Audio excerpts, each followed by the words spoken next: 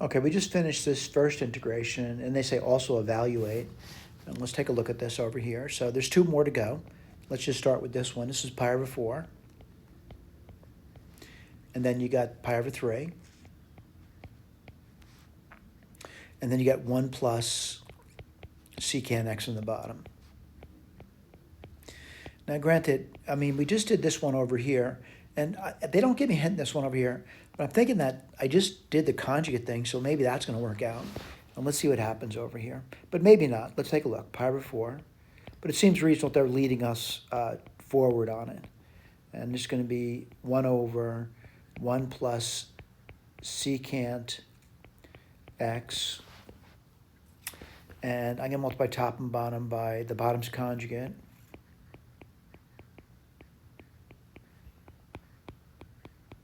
Again, maybe a dead end. Maybe I have to do something different. But I'm just going to try something out over here. What does this equal? Pi over 4. Pi over 3. The top, pretty simple, just 1 minus secant x. That's dx. Bottom, a little more complicated. It's a conjugate, though, so it's 1 minus secant squared. I want to kind of remind you that you should know the Pythagorean identities. For example, sine squared theta plus cosine squared theta is equal to 1. You could divide both sides by cosine squared. You would get tangent squared theta plus 1 equals secant squared theta. So if you were to write this down, tangent squared theta would equal secant squared theta minus 1. Well, I'm seeing sort of that, but I'm actually seeing the opposite of that. So what do I write down over here? Pi over 4, pi over 3. This is actually going to be equal to the minus the tangent squared theta. Whoops, not theta. And the reason I did that is I made a mistake there. So I'm going to correct that mistake now. Let me just erase this over here. And it's x. What's on top? 1 minus secant x dx. Well, like I did before, it's fresh in my mind. I'm going to split into two terms now. And what are you going to get? Pi over 4, pi over 3. You're going to get secant x over tangent squared. We'll simplify that later. Let's see, minus, that's 1 over tangent squared. All right, let's simplify. And I guess I'll just do one thing at a time here. And I'm looking at the secant x over tan x, tan squared, by the way. So secant's 1 over cosine.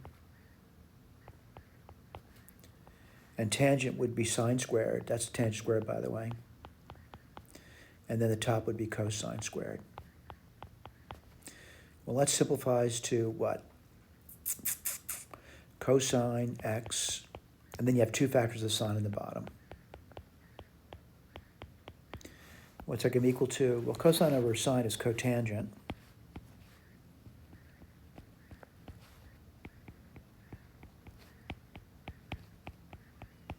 And then 1 over sine is cosecant.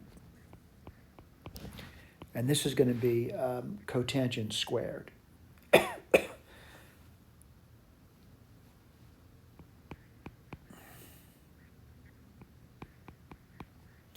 And that's going to be dx.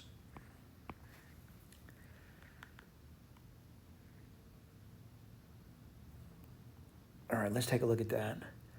And I kind of want to remind you about derivatives over here, because I'm looking at these things, and sometimes I really can't remember all the derivatives, right? But certainly I know, and I'll write this on the side for you, and I'll erase it, d dx of sine x is cosine x. I know that. I know d dx cosine x is minus sine x. I know d dx tangent x is going to be secant squared. All right, let me keep going through it. And the reason for that, I want to just point out that a lot of times I know these two, but I can't remember the other ones. All right. So again, the derivative of tangent is secant squared. But let's say you couldn't remember that. What do you write down? You write in terms of sines and cosines. So tan is sine over cosine. And what would that equal? Cosine squared. Cosine, and then a derivative of sine is cosine, so cosine squared minus sine, and the derivative of cosine is minus sine, so plus sine squared. And yeah, so I'm convinced it's secant squared. All right, let's do cotangent now. d dx. Cotangent is going to be cosine over sine. And this is the cotangent.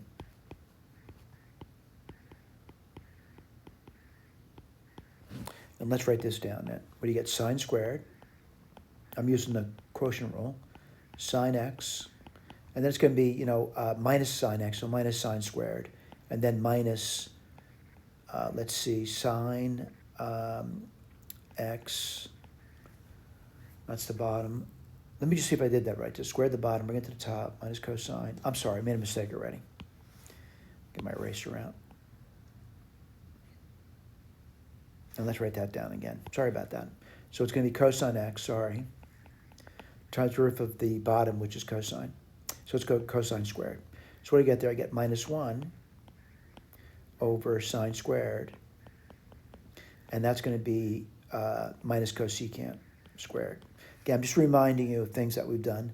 And so far, I'm not seeing anything at this point. All right, so let's keep going. Let's do the derivative, d dx. Well, I know sine, I know cosine, I know tangent. I know the cotangent. Right, I just did that one, right? So what I don't know is let's see, sine, cosine, tan. Well, let's go secant. And what I want to write down is, what this gives me. And I'm going to say maybe I can't remember it. And I don't use them every day. So it's 1 over cosine. Now you could use the quotient rule if you wanted to. Or just simply write this as d dx of cosine x to the minus 1. Let's do that. So you get minus 1. You need cosine x. That's going to be minus 2. Derivative of the inside is going to be, let's see, minus sine. So I'll just put a sign over here. And let's just clean it up. And what do you get there? You get sine x, cosine x, and then you're going to get cosine x again. What does it give you? Tan secant.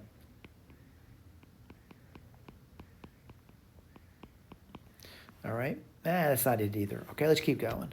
d dx of cosecant. Again, I'm going to write in terms of sines, and that's going to be d dx. We're just going to do a little bit of review over here. 1 over sine x. And I can do that derivative. What do you get over here? Well, it's d dx. I don't like using the quotient rule. I'm going to write this as a power. That's to the minus 1. So we get minus 1 times, let's see, sine x. That's going to be minus 2 now, and then cosine x. Let's rewrite it. What do you get? Minus cosine x, and you get 2 sine x's on the bottom. What do I mean by 2 factors? Sine, well, I got the eraser out again and made a boo-boo there. What just happened to my pen thing? I just had more pens. Okay, so let me get rid of that. So sine x, I know this looks sloppy to you, but anyway, this is going to be minus cotangent x, and then cosecant of x. So someone says, do you know something now? Let's go back over. Long road, wasn't it? And I think I have this one. All right, minus cotangent, cosecant. All right, so we have this one over here. So I can do that guy's antiderivative. All right, let's write that down for you. Actually, let's hold off on that because I'm still looking at that cotangent squared. All right, and I'm starting to realize that maybe I have to rewrite that cotangent as something else. So let me hold off on this one, and let me get my eraser out again. And I'm going to start to erase things. Maybe I shouldn't erase things yet. I'll erase them later. Right, so I'll scratch work on the side. So I'm going to use some Pythagorean identities, and I'm going to say, sine squared theta plus cosine squared theta is equal to 1. And I'm looking for the cotangent. So I'm going to divide both sides by sine squared. And what do you get? You can get 1 plus, again, I'm dividing by sine squared. That's going to be cotangent squared theta, and that's going to be cosecant squared theta. So I think I'm ready to write down what the cotangent is going to be equal to. So the cotangent is going to, let me put minus cotangent down. It's going to be 1 minus cosecant squared theta is equal to minus cotangent squared theta. So let me rewrite this again. So what do you get? You know what I made a mistake over is a 3. Pi over 4, pi over 3, cotangent x times cosecant x, and then what do I get? I get plus 1 minus cosecant squared x dx, all right? And let me just see if I can get this guy's antiderivative now, all right? And I'm certainly recognizing some things, like some things are easy for me. Like I'll point out to you, the antiderivative of this is really simple over here. Do I know what the antiderivative of minus cosecant is? And I'm kind of looking around. I think I just did that one, right? So what's that going to be? That's going to be cotangent of x then. So this is written over here. And this is an important one for me to know, all right? So I'm going to say that minus cosecant squared is just a cotangent, all right? So let's write this down. And that's going to be cotangent. My limits of integration are going to be pi over 4 to pi over 3. That one's done. That was the minus cosecant. Was this one going to be an x? And what's this guy going to be? And again, we just did it before. You may not remember it.